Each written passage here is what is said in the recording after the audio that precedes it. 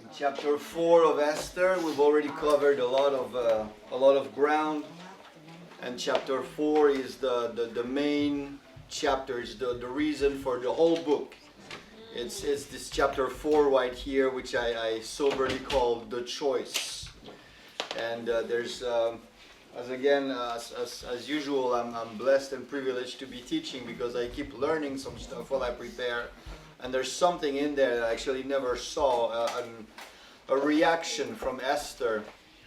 And it just reminded me of Job when we studied, I think that was 2 years ago. We instinctively we go to Job thinking he's such a great man and such a great example. And then for those of you who remember, we studied his family, his relationship, his behavior. We found out that yes, God was pleased with him, but still, if you dig a little bit deeper, there was still some stuff that needed to be dealt with. And this is the same thing with Esther. So she was taken captive when the Assyrians took over, and then she ended up in the king's palace, becoming the king's favorite and gaining favor with everyone. And then there is this, what Pastor Ferdinand shared with us last time, if you remember, this decree that goes out where Haman decides to kill all of the Jews. And so the decree is sent out, and then there's this preparation for the Assyrian army to get in there and start to kill all the Jews, and there's great distress. And it is in this context that we start with Esther chapter 4. And I would like to start by, we're gonna read the word and then draw conclusions or lessons, and then we're gonna end up with one big question that is going to lead all of us into prayer in a few minutes. So Esther 4, I'm reading the first few verses. When Mordecai learned all that had happened, he tore his clothes and put on sackcloth and ashes. And he went out into the midst of the city, and he cried out with a loud and bitter cry. He went as far as the front of the king's gate. That's where Esther was. For no one might enter the king's gate clothed with sackcloth. That is important. Verse 3, and in every province where the king's command and decree arrived, there was great mourning among the Jews, with fasting, weeping, and wailing. And many lay in sackcloth and ashes. So this decision that was made, it was a disaster. It wasn't just something bad that gave the Jews some time to think or that there was no option here. The only blessing in the situation, and I think Pastor Ferdinand shared that last time, was that it could have been worse in the sense that the king could have set out his army at once throughout the land and killed the Jews at once. Instead, he followed the law of the Assyrians. If you remember, they were very strict on the law. And the law said there has to be a decree or something in writing first, and then there has to be time before application comes. And that time is exactly the answer. It's the only thing that allowed the Jews to defend themselves and to find some time to pray, to fast, and to seek the face of God. And I've been telling some of you, and I'm saying it again, if sometimes we think the worst thing that could happen to us is a catastrophe right now. And I'm thinking of those of you with a visa situation. It's uncomfortable, but the government could have decided to kick you out tonight. Instead, you still have time to pray. There are still days for you to pray, to fast, to seek the face of God. Many things can still happen. And I know that it's still uncomfortable. But instead of having 2 minutes, you have 2 weeks. You have 2 months. That's plenty of time for God to do something. So it's important in the middle of those situations to still see the possibilities, to still see the blessing that God is living in there. We don't have the blessing yet. We don't have the answer. It's still uncomfortable. But there's a blessing in there. God is giving us time to breathe. He's giving us time to prepare something, to seek His face. And that's what happened here. It's like there was a threat, and we're talking about the threat of life and death. That's no threat like putting in jail. It's like, I see you, I kill you. That was the situation. But it wasn't instant. There was a time, and that time is exactly what allowed the situation to turn. That is during that time that Queen Esther was activated. It's because of that time that she was allowed to, or able to become really the piece, I was going to say the pawn, the piece that God placed in the puzzle right there and then. She had a role to play, and she couldn't have played it when there was no problem because she was in the palace and the Jews were okay, nothing special happened. When that situation happened, that is what unlocked her presence and the role she had to play. So sometimes God is expecting something out of us that cannot happen until discomfort comes. But as long as we're comfortable and we can pray in the morning if we manage to get out of bed with the Zoom group, if not, I'll just try tomorrow or next week. When there's this urgency, this problem, then we're not waiting for the 6 o'clock. We're staying up all night because there's this situation. God's got to do something, and that situation draws us closer to God. It's not comfortable. It's not ideal.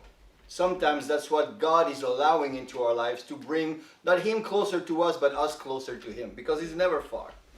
But sometimes we're like, okay, God, everything is good. Thank you for your blessing. I'll see you on Sunday in church. And that is the first, and I'll put names in here, but probably you can put other names or other situation on that face. And in this moment now, there's a war going on between Esther and Haman. Between the queen that God is trying to use and the man wanting to be king that wants to destroy all of that. And that's a physical situation, her versus him in the story. But spiritually, there is also a battle that we can put all of our names there somewhere. There's beside Esther, there's Cynthia, there's Tante Tina, there's all of our names. And you know who Haman is in your life. You know who that person is. You know who that spirit is. You know who that situation is. You know who that bad habit, that influence, this sin that still we're trying to get rid of, we're trying to disconnect and get free from, but it's always coming back. It's there. We're trying to become queens. We're trying to become kings. And we should. And we have to continue to push and to press. But just know, and just that in itself has to be such an encouragement for all of us. There's a Haman in everybody's life here. Including mine as a pastor. We all are facing things. We all are looking ourselves in the mirror. And there are days where we're so proud of ourselves, but there's still this thing. We look at ourselves and you're still there. I prayed over you. Yeah, but it just crawled back through another door. I thought I got over you. Yeah, I did, but then I just let my guard down and whoop, it crawled right back into my thoughts, my heart, my emotions, my words, my eyes, my ears. And that is normal. This fight is going to last until Jesus comes back and once and for all puts the devil in chains and sends him to hell. Until then, it is normal. And there is no shame in having to face Haman at some point in our lives. It happens to all of us. And that's one of the first points that we need to draw from this 4th chapter of Esther. You can be in a palace, you can be in a courtyard, you can be in the middle of the city, or you can be all the way back in the fields. This situation is happening to every one of us at some point. It's not that there's no immunity because you're in the ministry. Your life is not better or perfect because you're pastoring. To the contrary, we become, instead of being the third or the second line, we become the first line.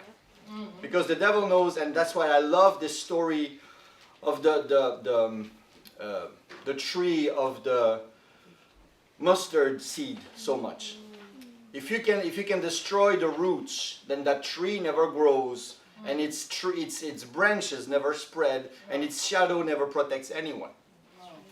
If it can get to the bottom of the tree, then everything that is built after that, the generations after you, because you might be not as young or you might be very young, not thinking about kids or marriage whatsoever, there is something after you or all around you. It could be at school, it could be your friends, it could be your teachers even.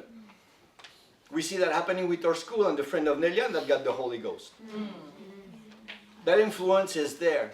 It's because of choices we make. Either we give in into Haman, it's like, oh, I'm not good enough, I'm too young, I don't have experience, I've never been to Bible school, I'm not enough or I'm too much. Or you can say, you know what, I've been here for a purpose, for such a time as this. We're going to talk about that in a minute. And then you can try all you want, I'm going to fight back all I can. And the story continues in verse 4. So Esther's maids and eunuchs came and told her, and the queen was deeply distressed. Then she sent garments to clothe Mordecai and take his sackcloth away from him, but he would not accept them. And that is something I never realized about Esther. There's a problem. There's a man with a sackcloth that is fasting and praying and interceding for the situation, for God to do something. Our first reaction is to send him clothing because he's in the king's yard. Our first reaction is not, we need to fast, there's your problem. Our first reaction is, this is the king's yard. What are you doing with your sackcloth? You're going to make me look bad. Dress up nice, because you represent me. I mean, I'm the king's favorite now. You can't make me look bad. That was our first reaction. Before she went to send people to ask what the problem was, she saw him, and she sent people with clothes saying, dress up properly, you're in the king's yard. The first reaction was to save appearances. I can't let people know that I got problems in my life, so on Sunday I'm going to put my best dress, my nicest suit, I'm going to put a nice smile and pretend I'm okay. There's a sackcloth underneath, but I'm going to put something nice on top so that nobody sees. And pretend that it's okay, because you can't do this behavior. This is the king's court. It doesn't matter if we're all going to die, we have to look good.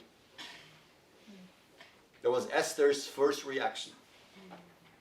She got used to the king's court. She got used to the perfumes and the maids and the food and the quality and the parties and being in the king's presence. She got used to that.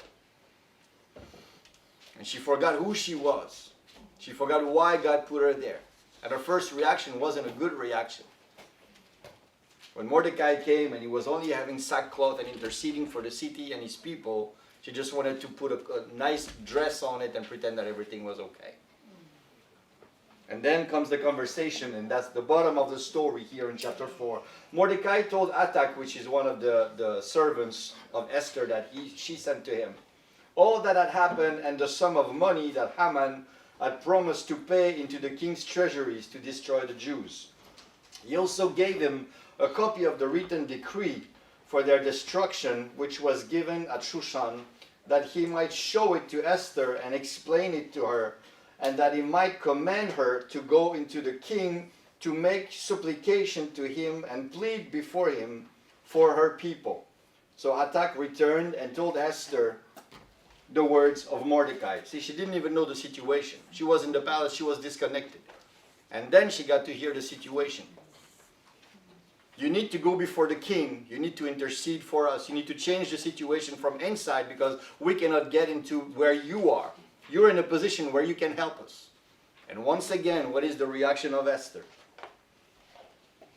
All the king's servants and the people of the king's provinces know that any man or woman who goes into the inner court to the king, who has not been called, there is but one law. And we have studied before the previous chapters how important the law was for that people. There is but one law: put all to death except the one to whom the king holds out the golden scepter, that he may live. Yet I myself, I have not been called to go into the king's these 30 days. So what she's basically telling Mordecai is like, you're sending me to my death. You don't know what's happening here. If I'm not called and I go there, he's going to kill me, and he hasn't called me for a month. She's, once again, thinking about herself. Thinking about her situation. What am I going to do? Not us. What about the Jews? What about me? And once again, this is not the end of the story, but it's a transition. And I'm so thankful that the Bible is honest when it comes to that. Because it's not just, here we have Esther versus herself. Because now she has a choice to make. And now we're getting to the bottom of the lesson for today. And I'm thankful that the Bible is not something that is superficial and perfect and only tells perfect stories. Everywhere in the Bible, you see those people who try to be good, from Abraham to Moses to Peter to John to everyone. They're trying to be good, but at some point Jesus calls Peter himself back. Get behind me, Satan. That big man who stood up for Pentecost and preached and saved 3,000 people in one day. Still was called Satan. At some point he had it all wrong. He meant well, but he didn't understand what he was doing. And I'm thankful even here with Esther, there's a part where she has to face herself. You have to pause and make a decision. What am I going to do? What am I going to do? It's not about Haman. It's not about the threat. It's about, okay, who am I really? Because 5 minutes ago she was protected in the castle. Now she was alone in the castle and she had to make a decision. The people or the king or her, what am I doing now? What am I choosing? Now she was at the same level than her people and everybody else. And once the king would know that she was a Jew, the law said, queen or no queen. Especially considering the history of the last one before her. Queen or no queen, you're going to die because the law says that. So all of a sudden, she's not protected anymore. And so she has a choice to make. Do I still keep my standard and my beauty and just happens what happens to the others? I'll try my luck. Now it's Esther versus herself. And once again, that's a point. I'm sure some of us have been there. And we're coming back to that point regularly. And sometimes, maybe some of us have not been there yet. Who am I? What am I really doing? Why am I here tonight? Why am I coming Wednesday after Wednesday, Sunday after Sunday? Why am I a Christian? Why was I Christian in the first place? What is this God thing? What got me into this? What am I doing with God, really?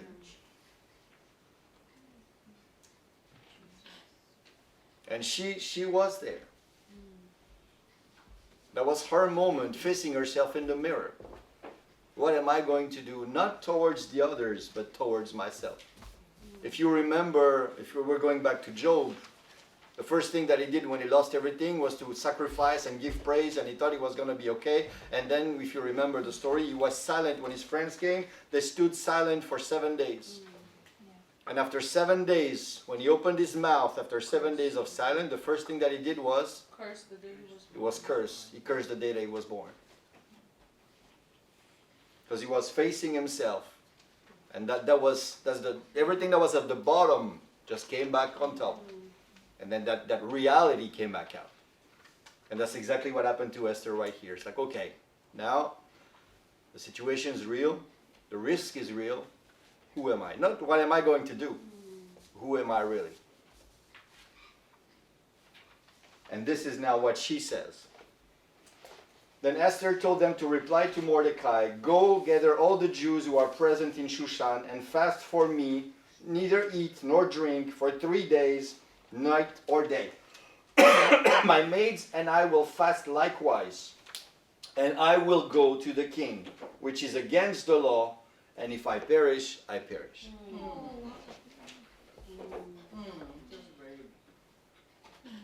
Now there's no more excuses. There's no more what if. There's no more try to find somebody else.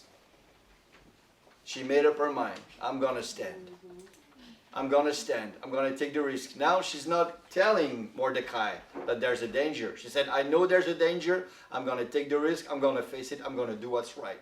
And if I die, I die. That's exactly what happened to Shadrach, Meshach, and Abednego. Our God is able to deliver us. But even if He does not and we die, just know that this is not us. You can have everybody else pray if you want. We are not bowing to your statue. We've made up our mind. You do what you want. If we perish, we perish. Our mind's made up. And it is that Esther that rose from that moment. And she never went back to be anything else but that. She went into prayer. She went into fasting. And she took all the risks. She put her life on the line. It became personal. It wasn't just her people on the outside of the gates. Now she was the people. She was putting her life on the line for the sake of everybody else. That's not a small thing. That's not a small thing.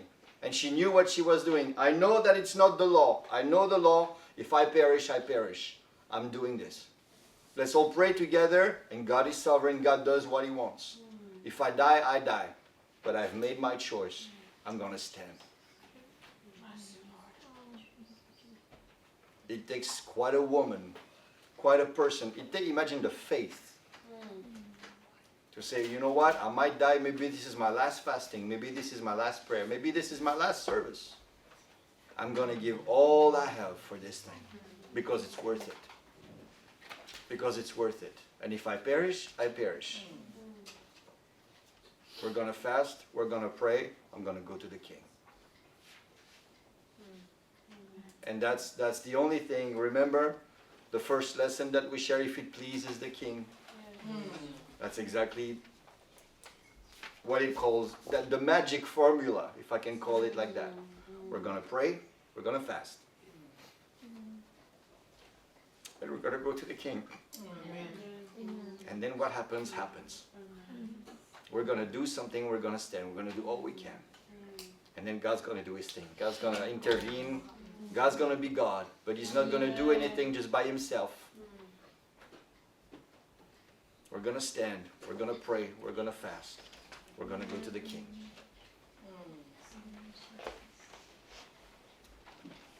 And I want to compare Esther with Easter. Because this is the period, those of you watching online, I don't know what time it is or what season it is. We're early April now, just coming out of Easter season. And this, what this reminded me is what we're praying for, why we're doing this. Are we doing this for a status, for a social status? Are we coming to God because we have needs? And I've said it before, I say it again, most of our needs are legitimate. I'm not disregarding our needs for money, for a roof, for food on the table, for a better situation, for visas. Those things, I'm not just disregarding it. For a husband, a wife, a job, those situations, those are legitimate prayers that we make before the Lord. But are they investing into eternity? What did Jesus die for? Did Jesus die only so I could get a new car? Did He only die so I could get more money on my bank account? He did die so that I could live, so that I could have life and life abundantly. Yes, He did. But is it only for that? I wish I could take our missions card to heaven. And I was thinking of Contandem when I was preparing this. I wish that, him and me, we could just take the car and he would be beside me with our sunglasses, music blasting, and we would be just, cruising through the holy city. I wish we could. That would be so cool for all eternity, him and me, in that car just driving around. And with a lot of questions. Yeah. But that's not what it is. That's not what it is. Christ died for more than just what we have down here. What's happening here it's a means to an end.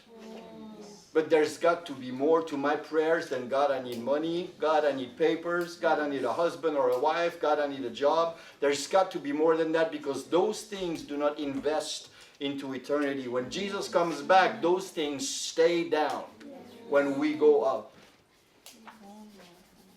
Just like Esther, we need to have an element of eternity into our prayer life. If God answered all of our prayers right now and He came back the second after, how much of our prayers would we take with us into eternity? And how much of that list would just stay down here and burn? It's that choice, really. It's not just the hope that we're going to pray and God's going to do something somehow eventually. It's not that. It's about pouring ourselves, looking at ourselves in the mirror and say, you know what? I'm not perfect. I'm not doing everything I want to do, and I'm doing some stuff I don't want to do. I know that. But I'm going to stand. Amen. And I'm going to pray, and I'm going to fast, and I'm going to go to the King. Amen. And if I die, I die. If it doesn't work, I've done everything that I could try. I'm not just going to let this situation run me down or run me over. I'm not going to let the others be in distress while I got a good life here in my castle.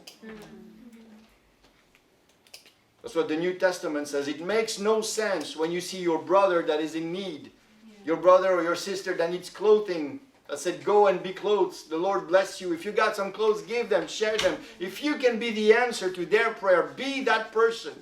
Do this thing.